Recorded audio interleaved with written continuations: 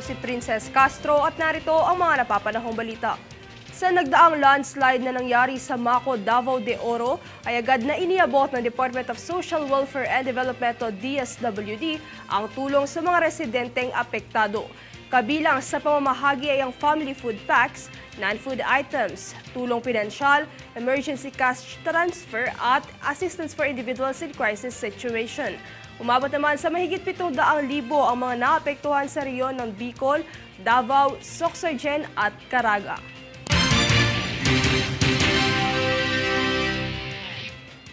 Mapapaaga ang pagpaplano ng bakasyon ng mga estudyante. Ito ay matapos irebisa ng Department of Education o DepEd ang school year calendar. Atin niyang alamin mula kay Francis Riodique. Mas maagang magtatapos ang kasalukuyang year 2023 to 2024. Ito ay matapos i-anunsyo ng Department of Education na hanggang May 31 na lamang ang klase ng mga estudyante. Base ito sa inilabas na Department Order 003 na pinirmahan ni Vice President Sara Duterte nitong nakaraang Lunes. Sa ilalim nito, ang pagbubukas ng klase ng school year 2024 to 2025 ay magsisimula sa July 29, 2024 at magtatapos sa May 16, 2025. Ayon kay DepEd spokesperson Undersecretary Michael Poa, ito ay ang pagsisimula ng ahensya sa paunti-unting pagbabalik ng school break na Abril hanggang Mayo. Aniya ayon sa kanilang pagsusuri, tinatayang 1 linggo lamang ang nabawas sa araw ng klase ng mga estudyante. Dagdag pa rito ayon sa DepEd, tinatayang 3 taon pa bago maibalik ang orihinal na school year. Samantala, malaya naman daw umano ang mga pribadong paaralan kung susunod sila sa DepEd order na ito na mas maagang pagtatapos ng klase. Francis Riodique, nag-uulat para sa One Media Network.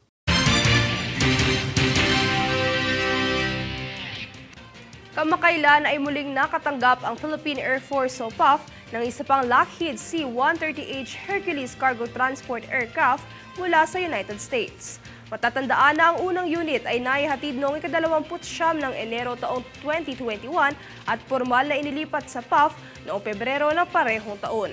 Ang nasabing aircraft ay tutulong sa humanitarian aid, disaster relief efforts at iba't ibang military mission bilang karagdagan sa pagpapalakas ng mga asset ng PAF ng cargo airlift aircraft.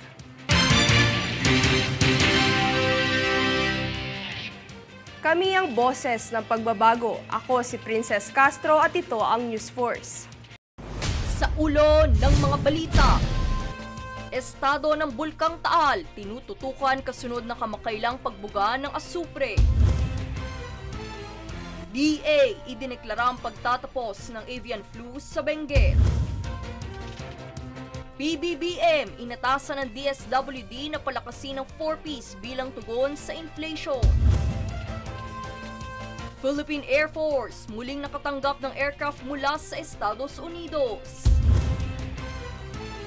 DepEd, layong ibalik ang orihinal na calendar year sa mga eskwelahan. Paul Volking Obiena, muling bumasag ng meet record 5.83 meter leap na italas sa WITBE sa Croatia. Patas at pantay na balita, komprehensibong ulat para sa pulso ng masa. Ito ang News Force.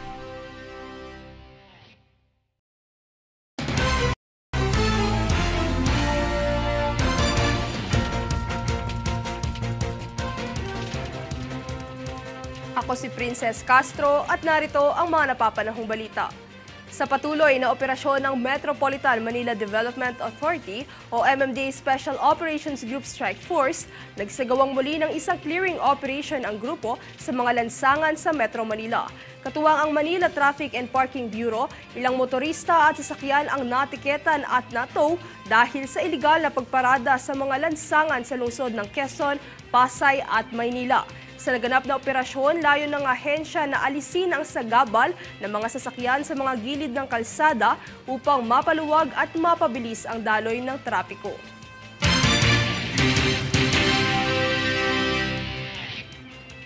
Dahil sa tumataas na bilang ng mga Pilipinong walang investment, hinikayat ng Department of Finance o DOF ang mga mamamayan na maging bahagi nito. Narito si Jade Buhoy para sa buong detalye.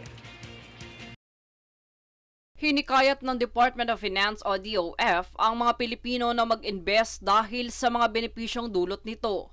Subalit ayon sa datos ng ahensya, mayroong 75% ng mga Pilipino ang hindi nag-i-invest. Base naman sa pagsasaliksik, ito'y dahil sa kakulangan ng kaalaman ukol sa investment, ang uri ng pamumuhay at kakulangan sa pang-araw-araw na sahod. Ngunit paalala naman ng DOF na huwag makipag-ugnay sa mga foreign currency trading, maliban na lang kung lubos mong naiintindihan ang proseso nito. At kung may balak man, palagi ang magtanong ukol sa prospectus, sirkulasyon, kalagayang pinansyal, maging iba pang mga dokumentong kinakailangan para makapag-invest. Higit sa lahat, maiging tukuyin kung rehistrado ang kumpanya sa Panagot at Palitan o Securities and Exchange Council. Dahil rito, iminungkahi ng DOF ang Retail Treasury Bonds at Package 4 ng Comprehensive Tax Reform, kung saan magiging mas simple na ang pagbabawi sa passive income, financial intermediaries, pati na rin ang mga transaksyon. Hinikayat rin ng DOF ang mga nagnanais mag-invest na tumungo lamang sa kanilang official page upang malaman ang higit pang impormasyon ukol rito. Jade Buhoy, nag-uulat para sa One Media Network. Nakapagtala ng higit 348,000 aplikante ang COMELEC isang linggo matapos muling buksan ang voter registration para sa 2025 midterm polls. Sa tala, nanguna pa rin ang rehiyon ng Calabarzon sa may pinakamaraming bilang ng mga nagnanais na maging botante. Bukod sa aplikasyon, tumatanggap din ang COMELEC ng mga aplikasyon para sa paglipat ng rehistrasyon mula sa ibang lungsod, munisipyo at distrito.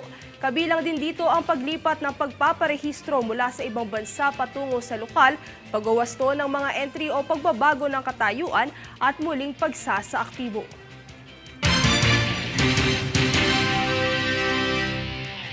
Kami ang boses ng pagbabago. Ako si Princess Castro at ito ang News Force. Sa ulo ng mga balita, estado ng Bulkang Taal, tinututukan kasunod na kamakailang pagbuga ng asupre. DA, idineklara ang pagtatapos ng avian flu sa Benguet. PBBM, inatasan ng DSWD na palakasin ng 4Ps bilang tugon sa inflation. Philippine Air Force, muling nakatanggap ng aircraft mula sa Estados Unidos. DepEd, layong ibalik ang orihinal na calendar year sa mga eskwelahan. Paul Volking Obiena, muling bumasag ng meet record 5.83 meter leap na italas sa WITBE sa Croatia. Patas at pantay na balita, komprehensibong ulat para sa pulso ng masa. Ito ang News Force.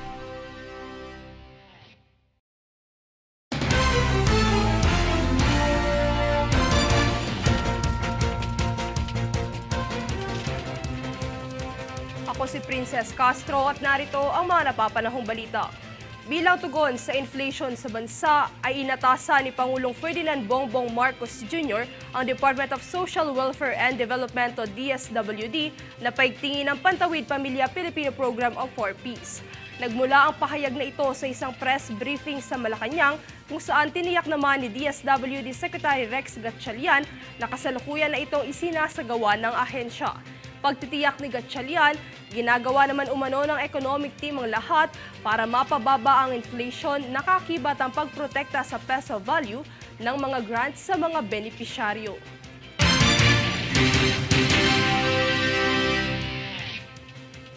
Muling ipinaalala ng Land Transportation Office o LTO sa Camiguin na sumunod ang publiko sa batas trapiko.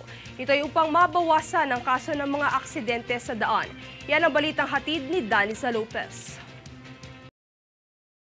Bagamat minsan ay walang law enforcer na nagbabantay sa daan, ay binigyan diin ng Land Transportation Office o LTO sa Camiguin na mahalaga pa rin na sumunod ang publiko sa batas trapiko. Bukod sa ito'y batas na dapat sundin ay paliwanag ni Transportation Regulation Officer Marlon Labada na paraan din ito upang maiwasan ang anumang aksidente na maaaring maganap kung hindi responsable ang bawat motorista. Dagdag pa niya, kabilang din sa pagiging responsable sa daan ay ang mga gumagamit nito, hindi lamang ang mga driver, kundi pati na rin ang mga tao na gumagamit ng pedestrian o naglalakad ay dapat na sundin ang mga road markings. Sa patuloy na pagsulong ng LTO sa road safety ay binanggit din ni Labada na mayroong malaking papel ang mga lokal na otoridad, institusyon at mga organisasyon sa pagpapanatili at pagbibigay kamalayan sa publiko ukol sa batas trapiko.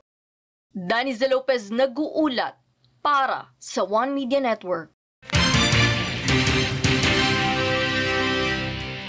Pinangunahan ng Department of Health o DOH na kinatawa ni Undersecretary Abdullah Dumama Jr.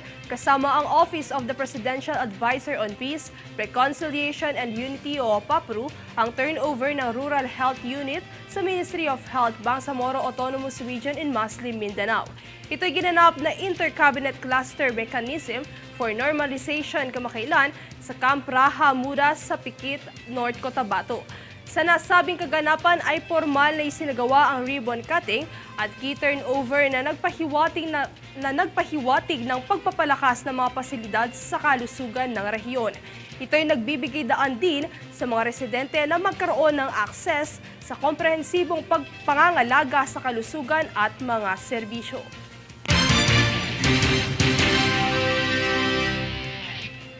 Kami ang boses ng pagbabago. Ako si Princess Castro at ito ang News Force. Sa ulo ng mga balita, estado ng Bulkang Taal, tinututukan kasunod na kamakailang pagbuga ng asupre. DA, idineklara ang pagtatapos ng avian flu sa Benguet. PBBM, inatasan ng DSWD na palakasin ng 4-piece bilang tugon sa inflation. Philippine Air Force, muling nakatanggap ng aircraft mula sa Estados Unidos. DepEd, layong ibalik ang orihinal na calendar year sa mga eskwelahan. Pole vaulting o Biena, muling bumasag ng meet record 5.83 meter leap na italas sa WITBE sa Croatia. Patas at pantay na balita, komprehensibong ulat para sa pulso ng masa. Ito ang News Force.